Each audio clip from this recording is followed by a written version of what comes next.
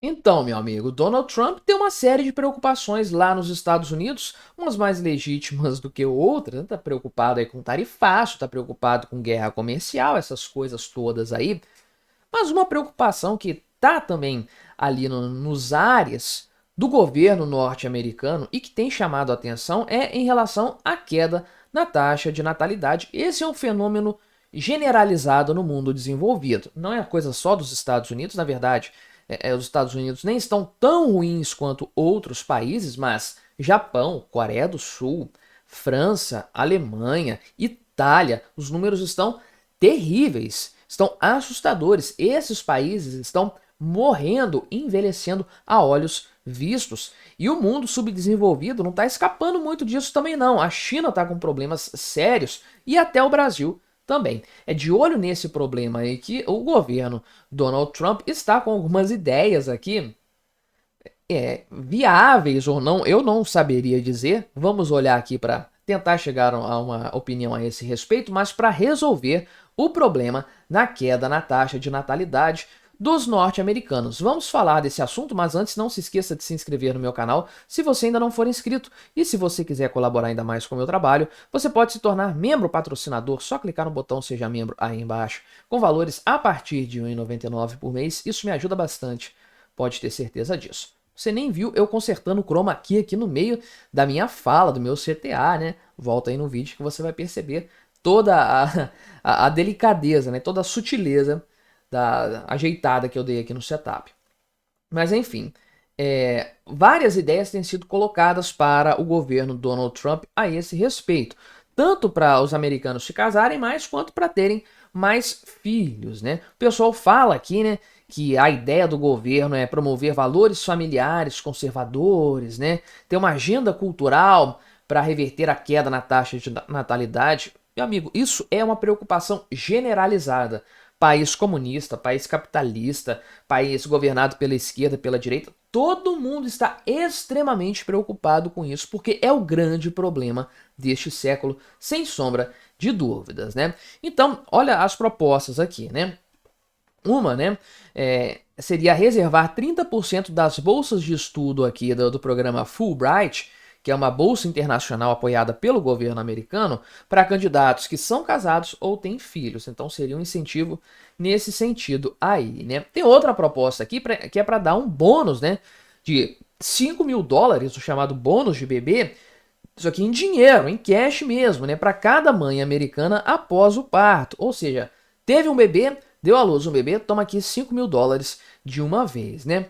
Também aqui tem um programa aqui para educar as mulheres sobre os ciclos menstruais, para elas saberem, né, em qual período aí elas estão mais propensas a conceber.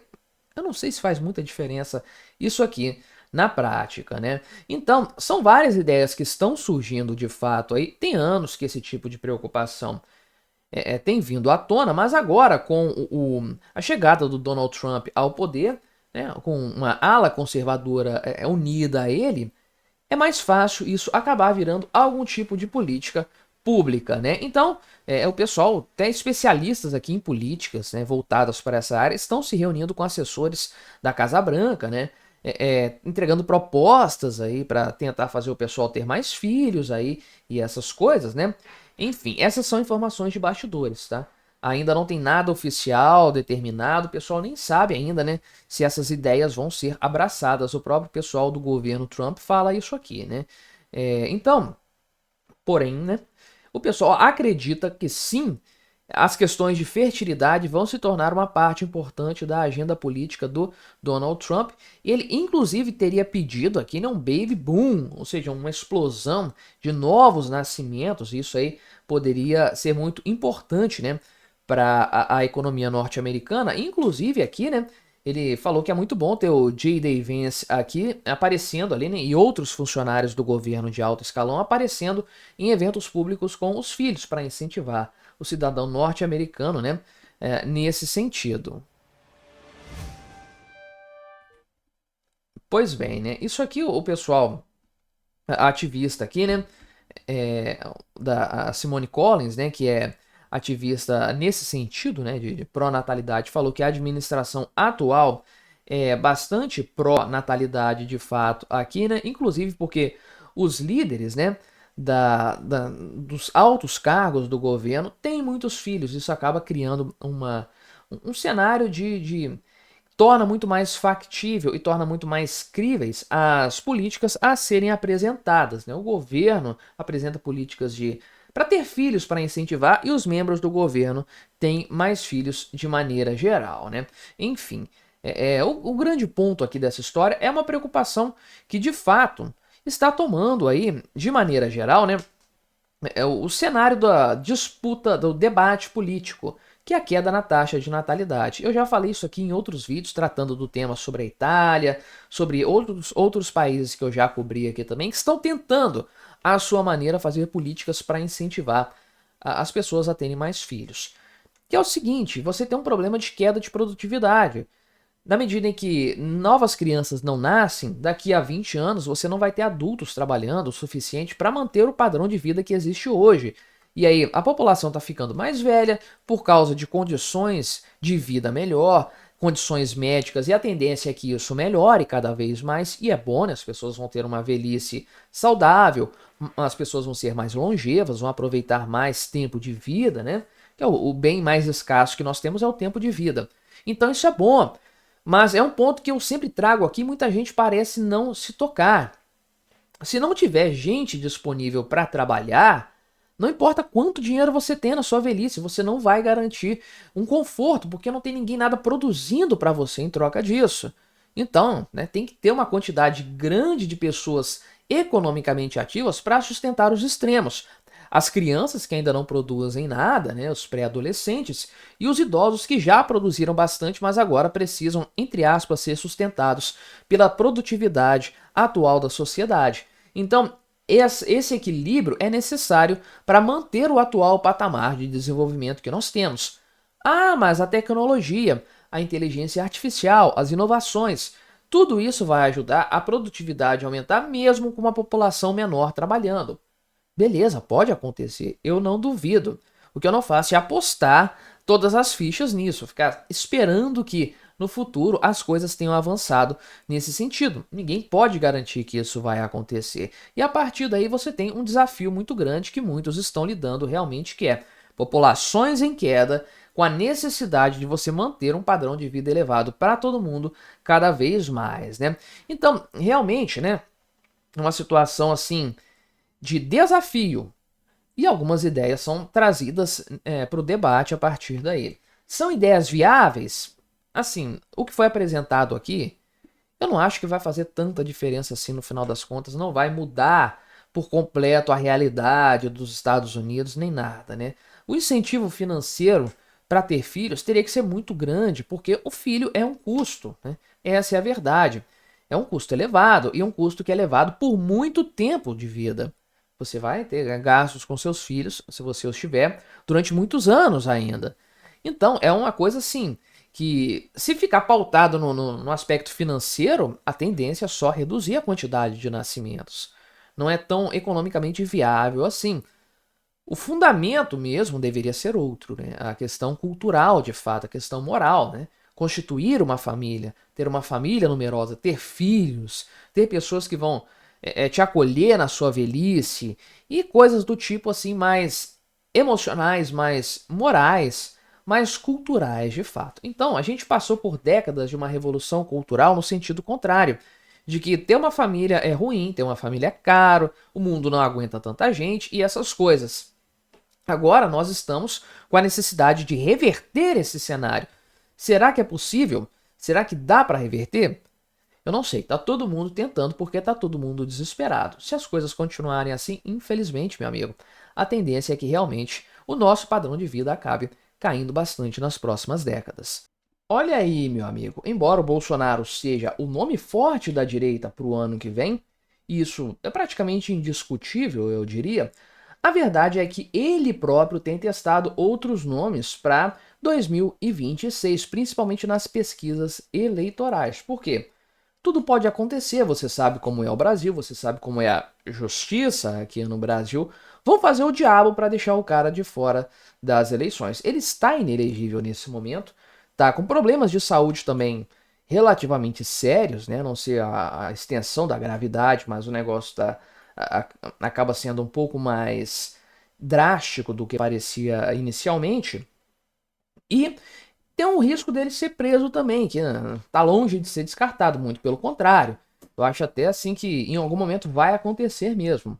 Então, né, é mais do que natural que alguns nomes de direita sejam colocados como alternativas para o Bolsonaro, com os dois principais sendo Michele e Tarcísio de Freitas, como era de se esperar. Então a gente vai conversar sobre essas possibilidades, o que o Bolsonaro está arquitetando nesse sentido e o que eu acho desses dois candidatos. Mas antes, não se esqueça de se inscrever no meu canal se você ainda não for inscrito, e se você quiser colaborar ainda mais com o meu trabalho, você pode se tornar membro patrocinador aqui do canal, com valores a partir de R$ 1,99 por mês. Isso me ajuda bastante, pode ter certeza disso. Pois bem, né? Então, o Bolsonaro é o nome principal, de fato, da direita no Brasil. Não há muito o que se discutir, e o Bolsonaro não fala publicamente também, né, de sucessão. Pelo contrário, ele tem falado que ele é o candidato e etc, né? Mas nos bastidores a gente sabe que a coisa não é bem assim. Parece que, e aqui é uma informação divulgada pelo jornal o Globo, que o Bolsonaro estaria aqui, né, estaria determinando, né, gerundismo desnecessário, né? Bolsonaro determinou que a Michele Bolsonaro e o Tarcísio de Freitas, o governador de São Paulo, apareçam em todas as pesquisas eleitorais encomendadas pelo partido dele, né, pelo PL, o Partido Liberal, para justamente medir a temperatura política de ambos. Então, os dois aqui, ao que tudo indica, a partir disso aí, né, dessa informação, dá para depreender a partir daí que os dois são os dois nomes preferidos do Bolsonaro para disputar a eleição, eventualmente no lugar dele. E é algo que eu já tenho falado aqui no canal também há um tempo, né, com base nas próprias pesquisas que têm sido divulgadas, não pesquisas do PL, pesquisas de forma geral. Tanto a Michele Bolsonaro quanto o Tarcísio de Freitas já são candidatos viáveis. Nisso a direita tem muito mais vantagem que a esquerda. A direita não tem só o Bolsonaro. Ah, tudo bem que a Michele é ligada ao Bolsonaro por ser esposa dele. Ah, tudo bem que o Tarcísio de Freitas foi feito pelo Bolsonaro. Ok, mas o Lula nem isso conseguiu fazer. Ninguém coloca a Janja, por exemplo, como possível candidata à presidência da República. Você nunca vai ver o nome dela aparecendo, né? Ou seja, ela é esposa, é primeira-dama. Por que ela não é candidata? Porque não é viável. Não é uma candidata viável. E quando aparece um Fernando Haddad da vida, que é a única opção que esse pessoal tem também, tem trocentos ministérios no governo Lula, tem um monte de gente no Senado, tem governador petista, não tem um candidato que presta, né? O único que aparece é o Fernando Haddad. Ele está sempre muito atrás de todos os outros. O cara é muito fraco. Já a direita, não. Tem pesquisa aí, acho que foi a Paraná Pesquisas, mostrando que o Lula perde no segundo turno, ainda que na margem de erro, para Michele e para o Tarcísio, e apanha legal do Bolsonaro no segundo turno. Ou seja, são três candidatos extremamente viáveis para o ano que vem. O sonho de consumo da esquerda era ter tantas opções assim. Então acaba mesmo que sendo uma decisão a se tomar a partir da conjectura e a partir também do desempenho desses nomes alternativos, entre aspas. Qual que seria mais viável, qual que teria mais tração, mais força política neste momento. E tem algumas combinações de fato aí que podem se mostrar bastante interessantes, né? Enfim, o Bolsonaro está inelegível ainda, então é importante ter alternativas e que elas sejam tentadas desde já, para não chegar um mês antes da eleição e ter que criar um nome do nada. Tem que ser um nome que já esteja bem estabelecido aí. Quais possibilidades se abrem a partir dessa decisão? Vamos dar uma olhada. Então, né? O PL encomendou, né, um levantamento recentemente que chegou à conclusão de que o Bolsonaro é líder nas pesquisas de fato aqui, né? No primeiro turno e no segundo turno, então ele ganha do Lula tranquilamente, é favorito de boa, né? Só que quando entra a Michele e o Tarcísio de Freitas, o Lula lidera no segundo turno. Isso geralmente é uma vantagem considerável, né? Só que no segundo turno, conforme eu falei, a Paraná Pesquisas mostra que o Lula perde para todos os candidatos no segundo turno. Há uma diferença aqui, naturalmente, né, que é o seguinte: Michele Bolsonaro e Tarcísio de Freitas não são tão conhecidos do grande público quanto Lula e Bolsonaro. Lula e Bolsonaro não têm muito o que crescer em matéria de conhecimento do público. Agora, a Michele e principalmente o Tarcísio de Freitas têm muito a ganhar nesse sentido. Ou seja, tem margem para crescimento numa avaliação de primeiro turno, uma pesquisa eleitoral do primeiro turno. Isso aí é possível de acontecer, sim, uma melhora considerável desses candidatos aí.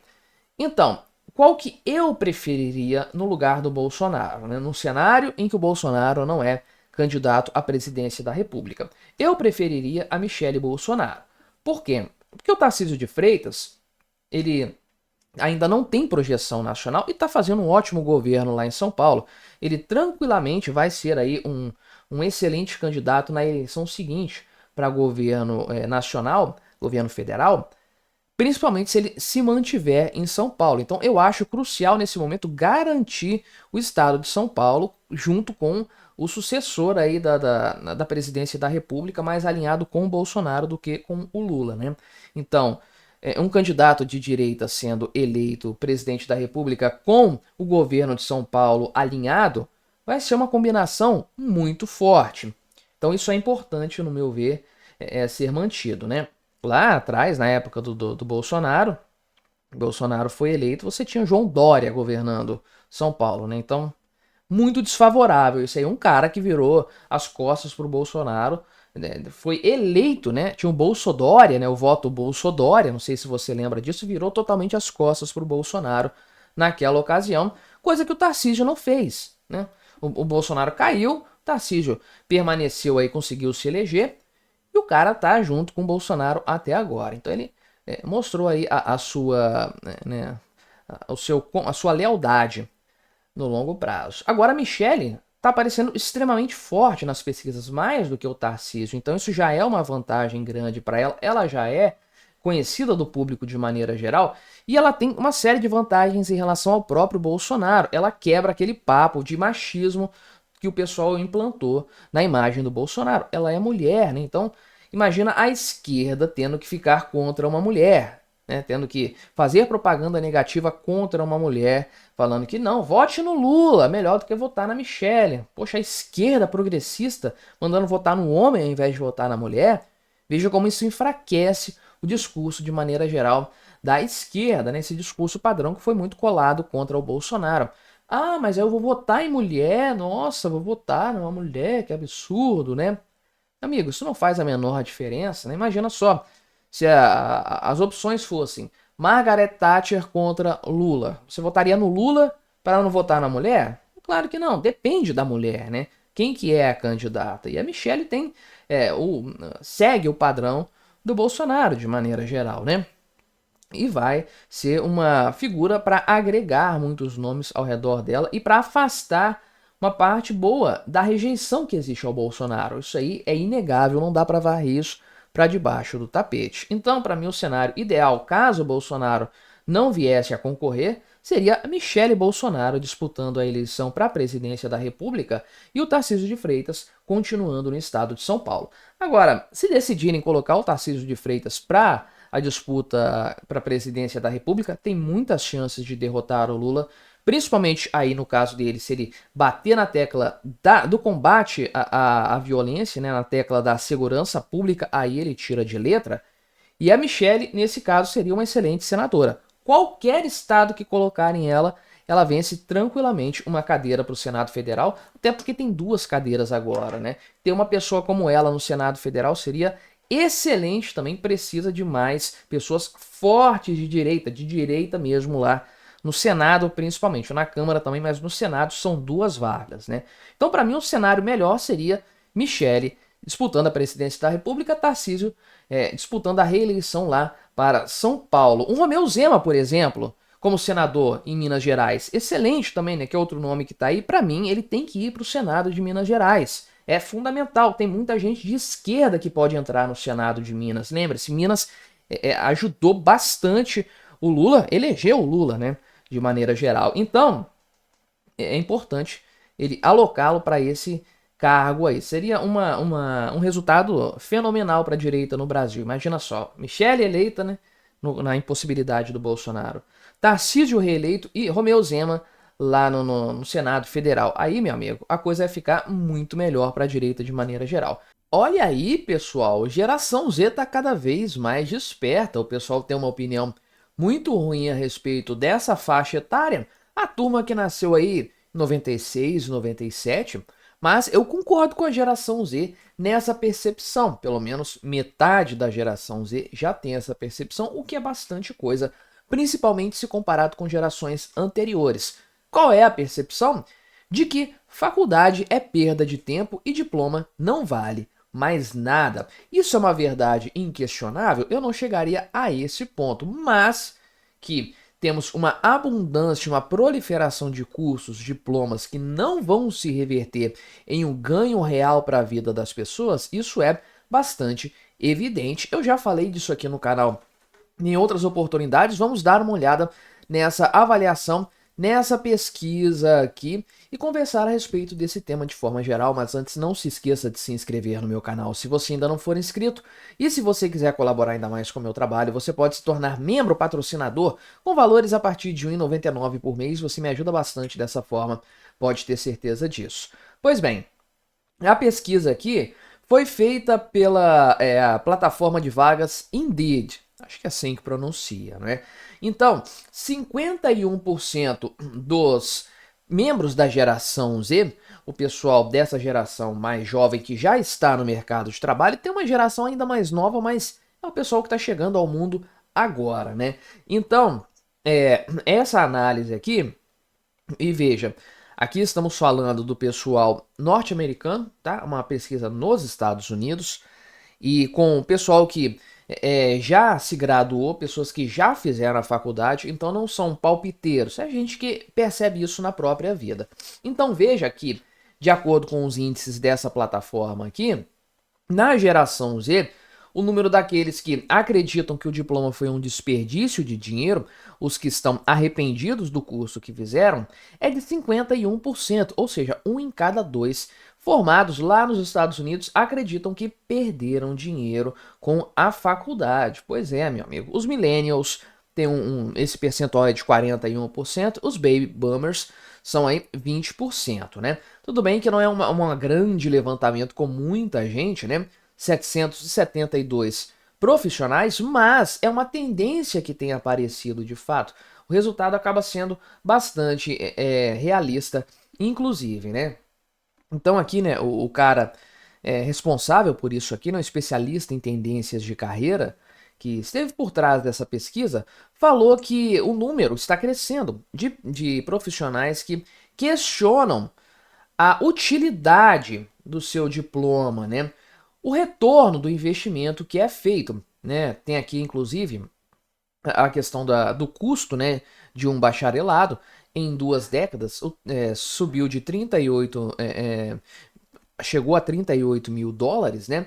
O custo médio de um bacharelado, e a dívida estudantil total nos Estados Unidos beira 2 trilhões de dólares. Eu já fiz vídeos aqui no canal falando a respeito desse tema, fiz um até bastante elaborado. Se eu lembrar, se eu encontrar ele aqui no canal, eu vou colocar na aba de comunidades para você assistir.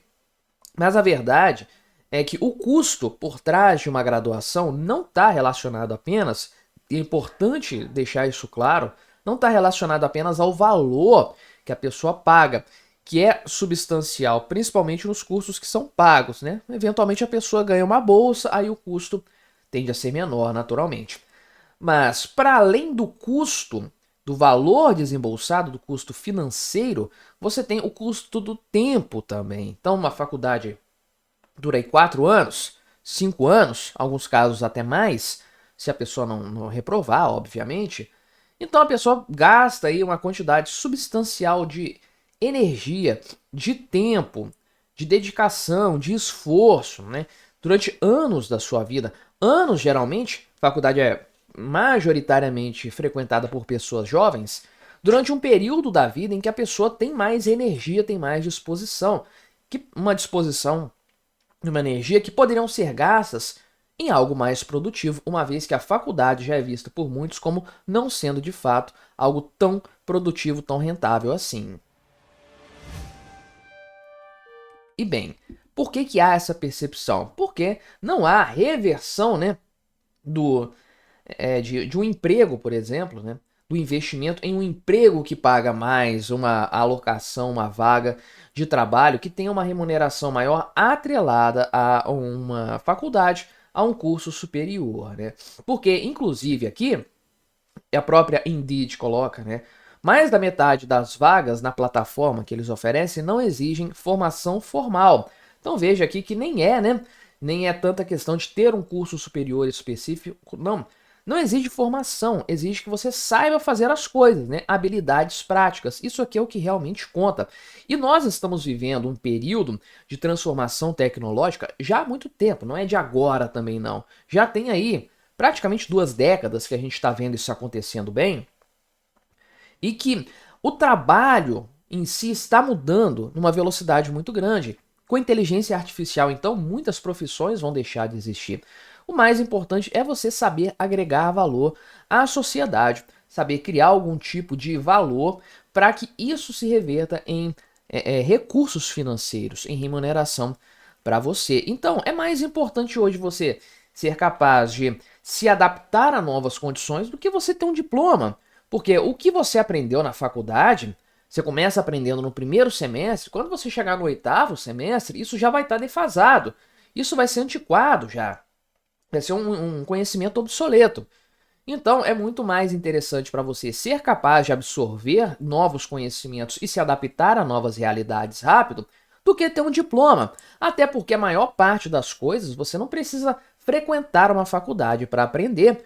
Você vai aprender na própria internet. Tem gente ensinando absolutamente tudo hoje em dia aí na internet. Alguma outra coisa, é bom você se especializar numa faculdade, numa universidade, mas o que eu vejo é que a maioria dos cursos vai deixar de ter razão de existir lá na frente. Só que nós vivemos aqui nos Estados Unidos, no Brasil, de maneira geral, o que nós temos visto realmente é uma, né, uma realidade em que você tem a mentalidade criada ao longo de décadas. Aqui no Brasil isso foi algo bastante forte nas últimas décadas, né? Você tem que fazer uma faculdade, senão você não vai ser ninguém na vida.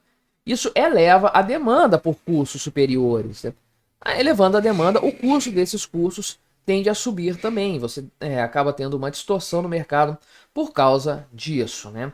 Aqui, olhando dados norte-americanos, veja aqui, áreas como psicologia, filosofia e o próprio idioma deles, o inglês, a pessoa pode levar mais de 20 anos para pagar o investimento feito no curso superior. Depois disso, ela vai começar a ganhar dinheiro, mas aí vai começar a ganhar dinheiro o quê? Com 50 anos já nas costas, provavelmente, porque depois do fim da faculdade, 45, 50 anos, realmente é um negócio que não vai ter um retorno tão evidente assim para a maior parte das pessoas. O pessoal fala aqui do networking, isso aqui é importante falar, né? Isso acontece mesmo, mas você pode fazer network de outras maneiras também, principalmente com internet. 70% dos jovens formados falam, né, afirmam já claramente que poderiam exercer os seus cargos sem um diploma, né? Enfim, embora a experiência universitária tenha proporcionado sim uma rede de contatos interessante, né? E com a inteligência artificial a coisa tende a ficar ainda mais destacada. Nisso aqui, eu acho que a geração Z acertou bastante. Tem uma série de críticas feitas a essa galera mais nova, naturalmente, mas isso aqui eles estão certos. Não se aplica a todo caso, não se aplica a todo tipo de formação, mas que muitos cursos vão deixar de existir, isso é um fato. Que muitos cursos sendo feitos hoje não vão se pagar no futuro, isso também é um fato. E um terceiro fato é, a maior parte das profissões que existem hoje não vão existir lá na frente, porque o avanço tecnológico é muito rápido, novas formas de gerar valor vão aparecendo, outras vão se tornando obsoletas. E nessa história ganha mais quem é mais capaz de lidar com esse cenário. Olha aí, meu amigo, as expectativas a respeito da economia norte-americana não são das mais animadoras, pelo menos de acordo com uma pesquisa promovida pelo JP Morgan, um banco grande lá dos Estados Unidos, que tem feito bastante previsões um pouco pessimistas, negativas talvez, a respeito da economia dos Estados Unidos. Pois é, o consenso maior dentro do mercado, de acordo com essa pesquisa, para os Estados Unidos, numa janela de 12 meses, é dólar fraco, dólar enfraquecido, inflação acima da meta estabelecida pelo Federal Reserve e estagflação na economia. Uma economia parada, sem crescimento substancial, andando de lado, mas com inflação castigando, reduzindo o poder aquisitivo das pessoas, que é um cenário muito ruim, é claro, sempre é. E, meu amigo, parece até o que vai acontecer aqui no Brasil, muito provavelmente, muita gente está prevendo também. Vamos conversar sobre esse tema, mas antes não se esqueça de se inscrever no meu canal se você ainda não for inscrito, e se você quiser colaborar ainda mais com o meu trabalho, você pode se tornar membro, patrocinador aqui do canal, com valores a partir de R$ 1,99 por mês. Você me ajuda muito dessa forma, pode ter certeza disso. Pois bem, essa pesquisa foi feita recentemente aqui pelo pessoal do Federal Reserve, publicaram ontem, sexta-feira, dia 25, pesquisa feita pelo JP Morgan, não sei de onde que eu tirei que foi o Fed que fez, né? Pesquisa da JP Morgan, publicada ontem, 25 de abril, né? Tô gravando esse vídeo no sábado. Obviamente, o grande fator a impactar isso aqui é a guerra comercial que o Donald Trump provavelmente vai protagonizar em relação ao mundo todo, né? É claro que ele já está fazendo essa guerra, mas até o momento não tem nada assim muito claro, nem como que as tarifas vão ser efetivamente aplicadas, se é que vão ser aplicadas, se não passam de bravata, enfim. O pessoal está projetando cenários, está avaliando possibilidades a partir daquilo que pode eventualmente acontecer se essa guerra for levada a cabo, né? Talvez eles já estejam considerando também algum tipo de redução no ímpeto dessas tarifas, não sei. O que está definido aqui já na análise do JP Morgan é, dos entrevistados, né, de cada 5 entrevistados pelo banco, 3 acreditam que o crescimento econômico dos Estados Unidos vai ficar estagnado e que a inflação vai ficar acima da meta, que é de 2%, de acordo com o atual patamar estabelecido pelo Fed lá nos Estados Unidos, né? Então, o pessoal acredita aqui que o risco maior nessa janela de 1 ano, de 12 meses, é de estagflação do que recessão. Então veja que não é o pior cenário. O pior cenário realmente é a economia caindo, decréscimo da atividade econômica. Mas a estagflação é um cenário assim, um pouco melhor, porque representa uma economia estabilizada. Não está crescendo, mas também não está caindo. Só que não é o que todo mundo quer, né? O pessoal quer a economia crescendo, a economia para cima, a atividade aquecida, enfim, todo mundo ganhando mais dinheiro e não a coisa caminhando de lado. Até porque a inflação não vai caminhar de lado. Ao que tudo indica, pelas opiniões analisadas pelo JP Morgan, a inflação nos Estados Unidos vai continuar incomodando, que pode exigir uma taxa de juros mais elevada, né? Enfim, de quanto que nós estamos falando em matéria de inflação lá nos Estados Unidos?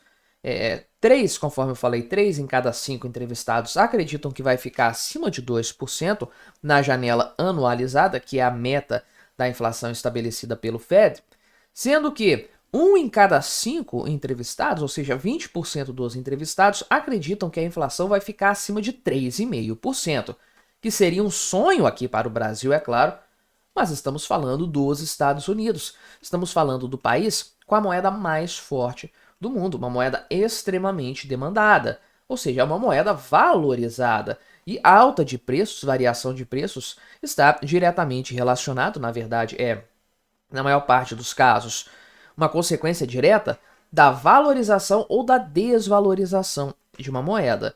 Então, como a demanda pelo dólar é muito elevada, a tendência é que o dólar tenha o seu valor bastante estável ao longo do tempo. Ele é inclusive usado para mensurar métricas em outros países. Mesmo assim, é bem provável, de acordo com as análises, que a inflação continue castigando o público norte-americano.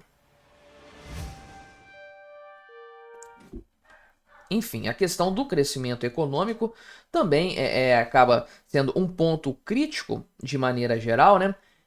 A questão aqui do taxa de juros já diretamente vinculada à inflação, né? Mais da metade dos entrevistados pelo JP Morgan, né, acreditam que a taxa vai ser de pelo menos 4,25% até o final deste ano, que é muita coisa. Por quê? Dólar é a moeda mais procurada do mundo, mais demandada, e ainda assim o governo tem que estabelecer uma taxa de juros elevada para incentivar a poupança dessa moeda, que é reserva de valor mundial para muitos países, inclusive, né? Enfim, a questão da cotação do dólar também vai dar uma patinada aqui, né? O pessoal acredita, né? A maioria acredita que o euro vai ficar aí em 1 dólar e 11 centes até o final do ano, ou seja, mais valorizado, o que daria uma queda de 8%, né?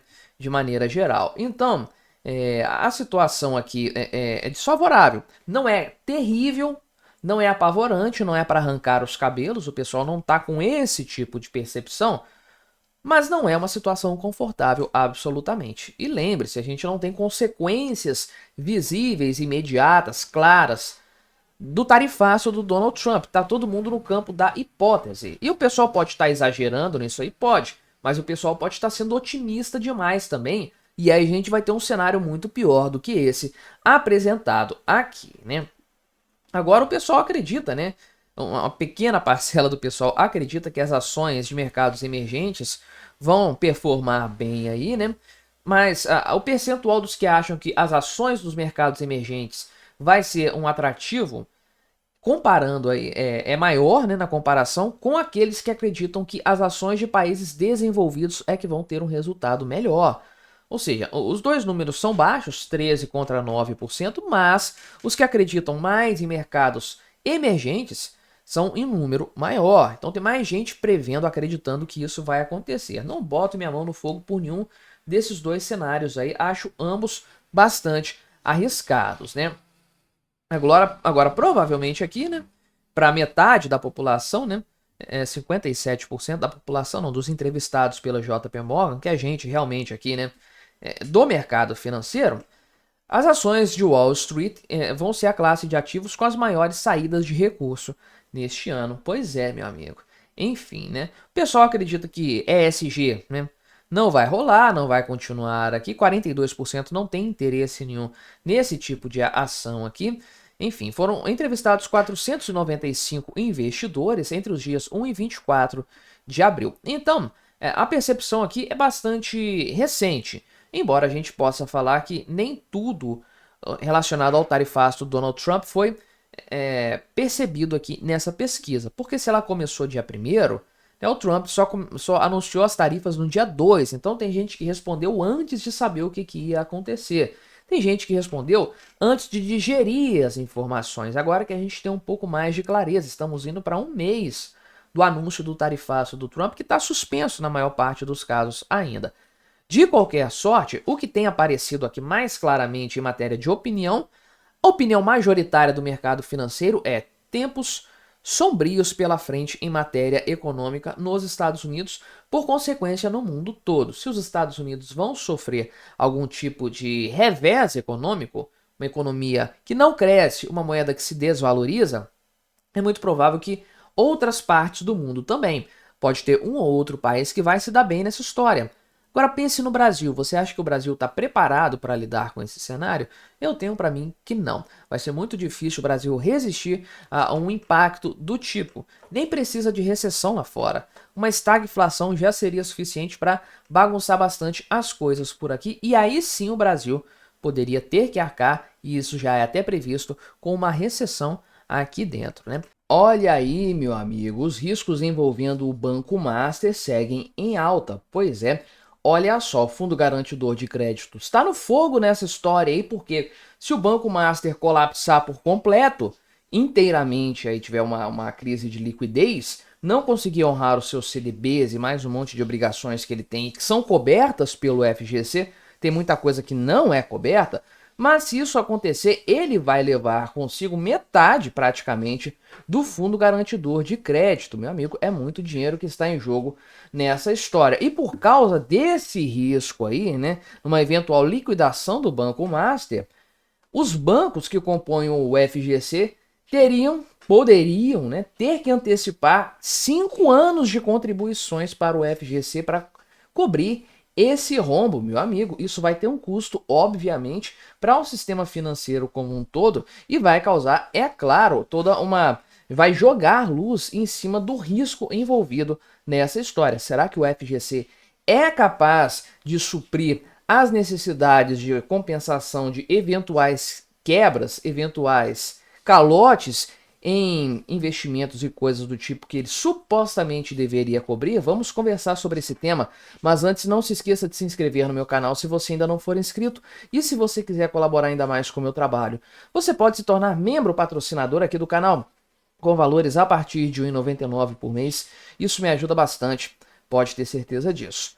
Destino do Banco Master ainda é muito incerto. A gente sabe que tem uma quantidade grande de obrigações dele que vencem agora, em meados deste ano, alguns bons bilhões de reais que vencem agora, e, na verdade, o que se acredita é que não há dinheiro para cobrir isso aí, né? Enfim, tem aquela compra lá que o BRB sugeriu fazer, fez a proposta e tudo mais, só que ele não vai comprar o banco todo, são 58%, se eu não me engano, né? Tem aí uma série de possibilidades sendo aventadas de maneira geral, né?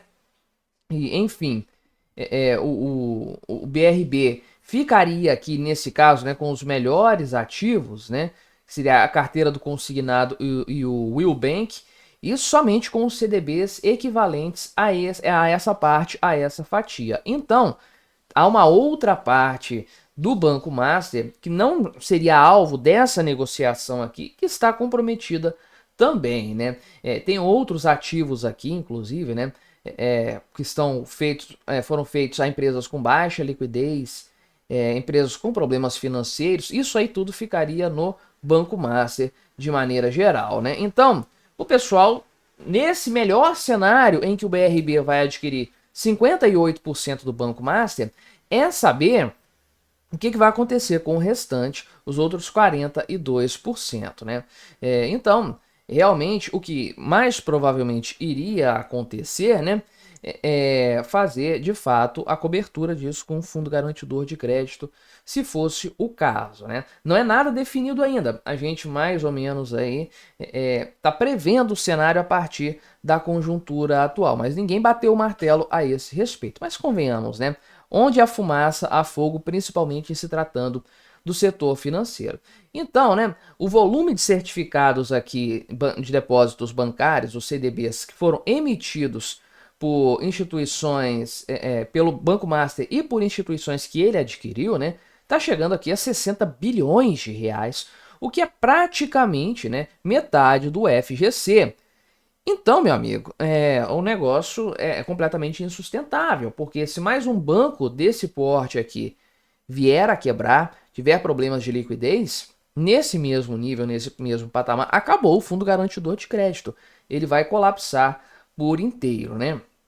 Então, a compra ali do BRB, do Banco Master pelo BRB, já tem um mês que está sendo cozinhada em banho-maria e o negócio acaba não sendo aprovado pelo Banco Central. A gente não sabe para onde que isso vai de fato, né? E o que aconteceria a partir daí no pior dos cenários? Os 60 bilhões de reais aí sendo cobertos totalmente pelo FGC, bem, os outros bancos teriam que enfiar a mão no bolso por causa disso. E pois bem, de qual patamar de custos nós estamos falando para os bancos, né? Bem, existem regras no Estatuto do FGC que prevêem que haveria, de fato, aí, a necessidade de recompor o fundo por meio de parcelas aqui, uma antecipação de até 60 meses, ou seja, 5 anos, né, das contribuições mensais que os bancos fazem para manter o FGC. Então, né, os grandes bancos são responsáveis pela maior parte dessa conta de maneira geral, porque a participação no FGC é proporcional aos títulos emitidos. Então, se você tem mais títulos sendo cobertos pelo FGC, você contribui com mais dinheiro, com mais valores.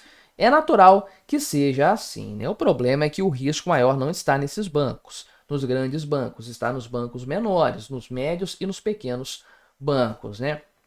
Então, inclusive, o Estatuto prevê que haja um estabelecimento de uma contribuição extraordinária para recompor esse caixa aí, né?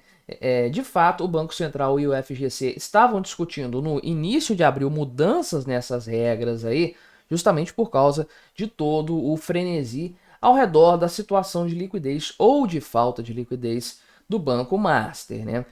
Essa antecipação de contribuições já aconteceu na crise de 2008, que foi uma coisa sistêmica, né? E foi feito de maneira preventiva, ou seja, antevendo a possibilidade de quebradeira de bancos, de uma série de calotes, o Fundo Garantidor de Crédito cobrou, né?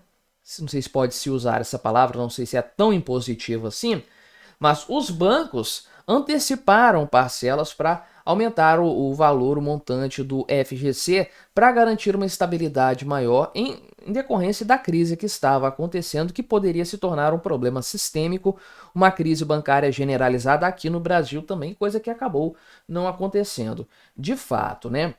Só que naquela época lá, os grandes bancos eram os responsáveis pelo FGC. Hoje o FGC é independente. Então, né, a forma de tratar isso aí vai ser diferente agora, a depender do que aconteça. Eu acho provável que nós vejamos sim um evento de resgate de títulos do Banco Master. Quanto?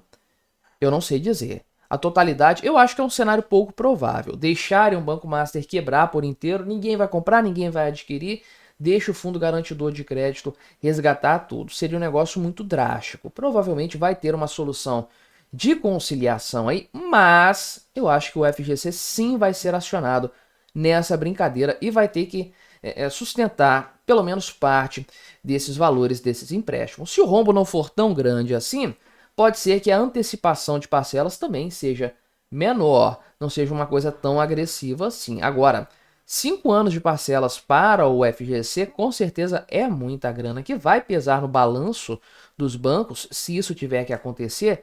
Aí você pode esperar, meu amigo, queda na lucratividade, queda nos dividendos, um negócio muito ruim para o mercado financeiro como um todo. Para o setor bancário, especialmente, no momento em que a crise do Banco Master já está contaminando a credibilidade do setor como um todo. A análise de risco está bastante deteriorada diante desse cenário. As variáveis mudaram, então, na prática, nós já estamos vendo uma deterioração na credibilidade do setor. Se isso aqui acontecer, derrubando a lucratividade dos bancos em um momento em que alguns já não estão com uma lucratividade tão boa assim, meu amigo, provavelmente o impacto disso aqui na imagem do setor bancário vai ser bastante negativo, mais um desdobramento, portanto, da crise envolvendo o Banco Master, que dá indícios de que vai se arrastar ainda por um bom tempo. Mas me diga aí o que você achou da minha análise, colabore com o nosso debate, se inscreva no meu canal se você ainda não for inscrito e até a próxima.